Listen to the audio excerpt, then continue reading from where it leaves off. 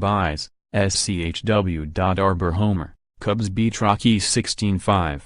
Denver, App. The Chicago Cubs swung hot bats on a cold, damp night in Denver. Javier Baez and Kyle Schwarber each had a homer and 4 RBIs, and the Cubs rode a 7-run sixth inning to a 16-5 victory over the Colorado Rockies on Friday night amid intermittent rain and temperatures that dipped into the upper 30s. "We just came from Chicago where it was really cruddy weather until that last day of the homestand," Schwarber said. "We're all used to that weather, but it was definitely a good day getting the win. The elements certainly didn't affect the Cubs' bats." Baez had 4 hits, finishing a triple shy of the cycle. Schwarber had 3 hits, connecting for his 4th home run of the season in the 6th to help break open the game. Albert Almora Jr. added 4 hits, including a double and RBI single. 30-some degrees, but the dugout was like a cocoon, Cubs manager Joe Maddon said. "It wasn't really that cold. But I heard it was really cold on the field." Kyle Hendricks, 1-1, struck out 6 and allowed 3 runs on 5 hits in 5 innings to pick up his first win of the season. Nolan Arenado homered for Colorado in his return from a 5-game suspension stemming from his involvement in a brawl against San Diego earlier this month. The Cubs, who had a season high in runs and hits, 18, broke a tie with a pair of unearned runs in the 5th, moving in front 5-3. They batted around in the 6th, collecting a season-high 6 hits in the inning, 3 of them for extra bases.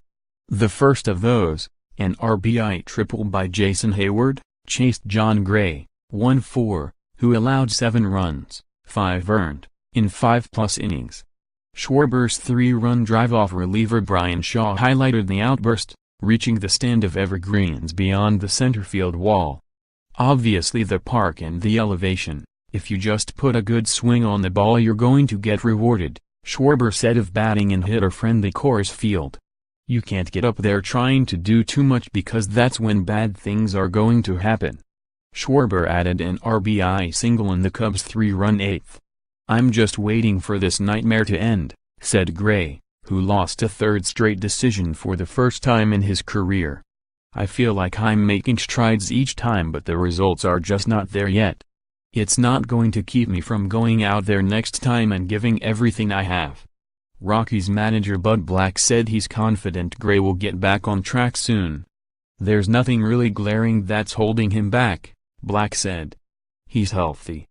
His delivery looks fine." Chicago jumped to a 2-0 lead when Almora beat out an infield single to lead off the game and Baez followed by connecting for his 6th home run of the season. The Rockies answered with a 3-run first, getting an RBI single from Charlie Blackmon and a 2-run homer by Arenado, who clubbed the first pitch for his 2nd homer of the season in his first game back since serving his suspension for charging the mound April 11 against San Diego. On further review, Baez hit a 1-out double and initially was called out trying to advance on Bryant's fielder's choice. But the call was overturned on review after replays showed Baez had beaten third baseman Arenado's tag.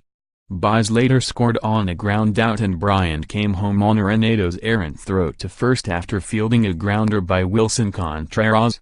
Trainer's room: Cubs. RHP Eddie Butler was placed on the 10-day disabled list because of a right groin strain.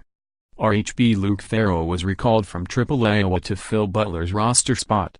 Farrell was expected to serve in long relief. Rockies, RF Carlos Gonzalez missed the game with right hamstring soreness. He tweaked his hamstring Wednesday making a diving catch at Pittsburgh. The Rockies were off on Thursday. Up next, Cubs, RHP Darvish, 0-1, 6.00 ERA, allowed a season-high 9 hits and 4 walks in taking the loss in his last start against Atlanta. Rockies, LHP Tyler Anderson, 0-0, 4.74 ERA, is seeking his first win in his 5th start of the season.